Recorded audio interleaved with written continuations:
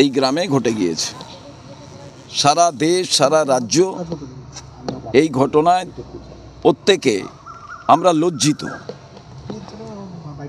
আমি শুধু যে ছেলেটির এই রকম সিদ্ধান্ত নিয়েছেন তার মা এবং বাবা, আমি অবাক হয়ে যাচ্ছি। প্রশাসনের তরফ থেকে পঞ্চায়েত প্রধানা তিনি এসেছিলেন, এ বাদে আজ পর্যন্ত প্রশাসনের তরফ থেকে কেউ আসেননি। থানা সুমোটো কোনো ডায়েরি করেনি এবং একটা ভীতি সন্ত্রাস থানার আইসি, আমি আইসি মহাশয়কে বলবো যে আজকের পর উনি যেন ব্যবস্থা গ্রহণ করেন। তার কারণ আইন শৃঙ্খলা রক্ষার দায়িত্ব ওনার। উনি এসে এই অঞ্চল থেকে যারা ওনার বাড়ি আসছেন, তিনি একটা ভীতির পরিবেশ তৈরি করার জন্য এখানের বহু মানুষকে অ্যারেস্ট করেছেন। কী কারণে অ্যারেস্ট করেছেন সেটা আলাদা প্রশ্ন, কিন্তু ওনার বাড়িতে কেউ ভয়ে ভীতিতে আসতে পাচ্ছেন না। এই ভয়ে ভীতিতে আসতে পাচ্ছেন না কেন? এর কারণ হচ্ছে থানার আইসি, তিনি যখন থেকে পোস্টমর্টম হয়েছে তারপর থেকে কি করে এই বাচ্চা ছেলেটাকে পুড়িয়ে ফেলা যাবে তার জন্য সচেষ্ট ছিলেন। এনাদের নিয়মকানুন মেনে এদের হরিকীর্তন হয়, এদের যে নিয়ম নীতি, সেই নিয়ম নীতি মেনে যেটা করা প্রয়োজন তিনি সেটা করতে তাদের দেওয়া হয়নি। বলেছেন যে নদীতে ভাসিয়ে দেওয়া হবে, মর্গে পাঠিয়ে দেওয়া হবে, তাড়াতাড়ি করুন। তিনি যে একটা থানার দায়িত্ব কি, থানার দায়িত্ব যদি কোনো, কালকেও প্রধান এসেছিলেন ওনাদের বাড়ি থেকে বলল, আমি তাই অভিনন্দন জানিয়েছিলাম প্রধানাকে, যিনি এনার এই পরিবারের পাশে আছেন।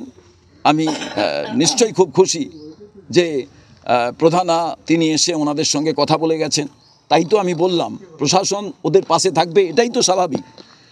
আজ উচিত কি ছিল আইসির আসা, আইসির এসে ওনার কাছ থেকে কমপ্লেন বুক নিয়ে এসে ওনার থেকে কমপ্লেন নিয়ে যাওয়া, খোঁজ নেওয়া। একটা পরিবার তার সন্তানকে হারিয়ে ফেললো, এর থেকে বড় কি জিনিস হতে পারে বলুন তো? স্বর্গরাজ্য কোনটা, রামরাজ্য কোনটা? এবার আপনি আমাকে বলুন, তমলুকে এই ঘটনা ঘটলো, তারপরে আইসি সেদিন নয় বডি পুড়িয়ে দিলেন। বডি পোড়ানোর সময় কি বলেছেন? আমি 5 মিনিট সময় দিচ্ছি। তাদের যে রিচুয়াল, যে প্রসেস, আমাদের যে হিন্দুরা মারা গেলে, মুসলমানরা মারা গেলে, যে সম্প্রদায়ের মানুষ মারা যান, তাদের একটা নিয়ম কানুন আছে। সেই নিয়ম কানুনও পর্যন্ত মানতে দেননি, তাদের দুঃখ থেকে যায়। উনি বলেছেন নদীতে ভাসিয়ে দেবো, নাহলে মর্গে পাঠিয়ে দেবো। এত জুলুমবাজির কি আছে? দেখছেন তো নিরীহ। এটা যদি খুব উচ্চবিত্ত কোনো মানুষ হতেন পারতেন করতে, গরিব খেটে খায়। পুলিশের তরফে জানানো হয়েছে যে সময় বিক্ষোভ চলছিল সেই সময় ওই যে বডি ছিল তার বাবা মা ছিল না, সেক্ষেত্রে পুলিশকে এরকম হুমকি দিতে হয়েছিল বাধ্য হয়ে। তার বাবা মাকে তো জোগাড় করে নিয়ে এসে বিষয়টাকে তো দেখা দরকার ছিল। তারপর থেকে কেন পুলিশ এই বাড়িতে আসেনি? আপনারা দেখেছেন? আপনাদের কাছে তো খবর হতো। কবে ঘটনা ঘটেছে তারপরে আজ পর্যন্ত পুলিশ আসেনি কেন ওই বাড়িতে? আমাকে 1 মিনিট চুপ করুন।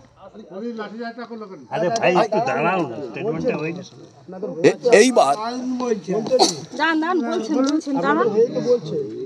আপনাদের আজকে আমি আজ একটা জিনিস জানছি, পুলিশ তো চাঁদ থেকে আসেনি, মঙ্গল গ্রহ থেকে আসেনি। পুলিশ তো কারুর শত্রু নয়। পুলিশ তো এলাকার আইন শৃঙ্খলার যদি অবনতি হয় দুই তরফকে ঠিক করবে। এই গ্রামে গঞ্জে মানুষ কি এতটাই হচ্ছে আইন শৃঙ্খলা মানে না যে পুলিশ সেই সময় যে বিক্ষোভ হয়েছিল তাকে কন্ট্রোল করেছে? তারপরে ঠিক আছে, ওনাদের বডি দাহ করার জন্য এসব বলার প্রয়োজন ছিল, বলেছেন, কিন্তু তারপরেও তো একটা ইনভেস্টিগেশন প্রয়োজন। ওনারা বলবেন আমরা করছি, তার পরিবারের কাছেই তো আসেননি। তারা কমপ্লেন করতে চান কি না সেটাই তো জানতে চাননি।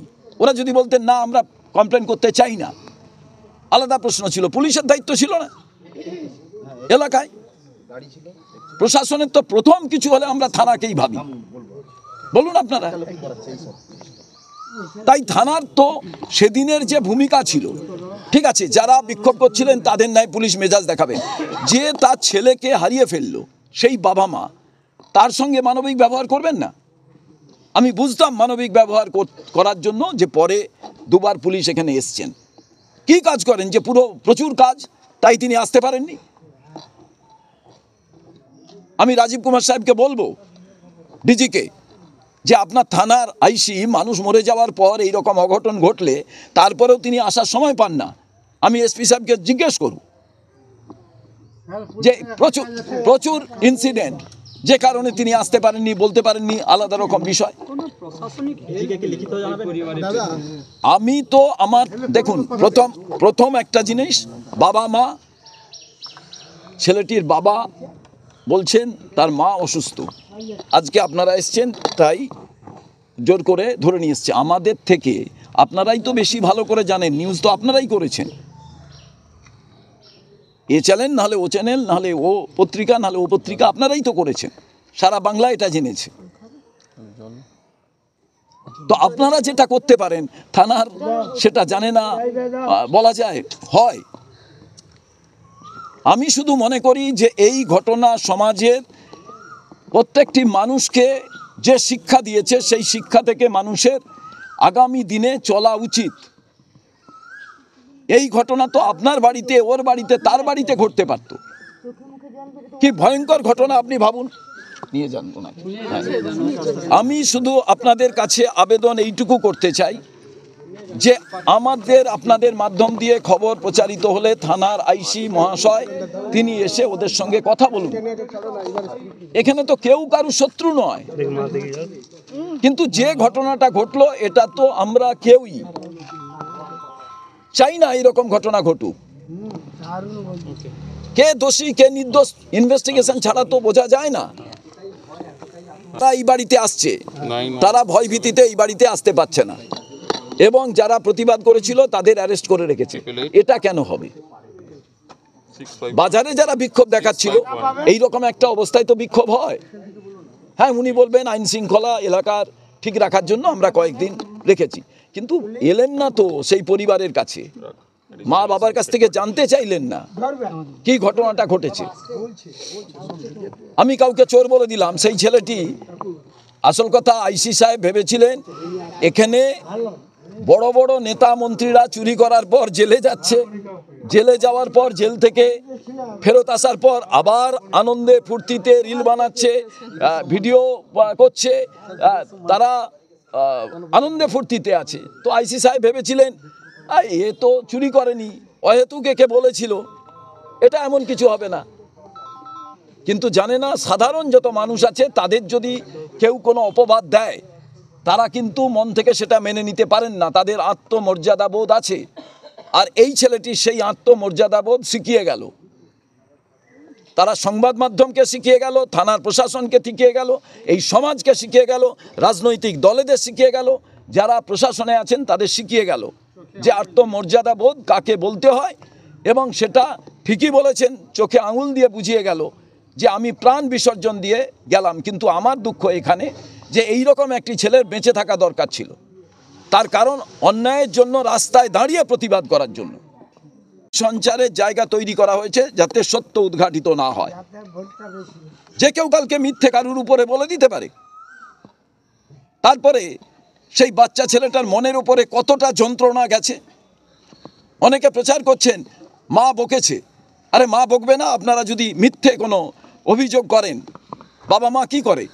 ছেলে মেয়েকে তো সবার সামনে বলে তোর জন্য আমায় কথা শুনতে হচ্ছে। আমি একেবারেই মনে করি না।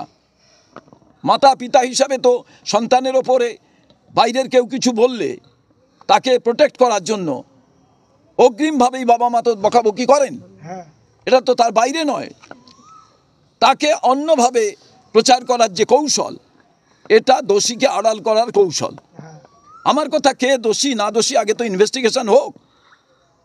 পরিবারের কাছে এসে ওনারা থানায় যেতে পারছেন না শরীর খারাপ বলে, আজকে জোর করে এখানে দাঁড় করালাম আমরা।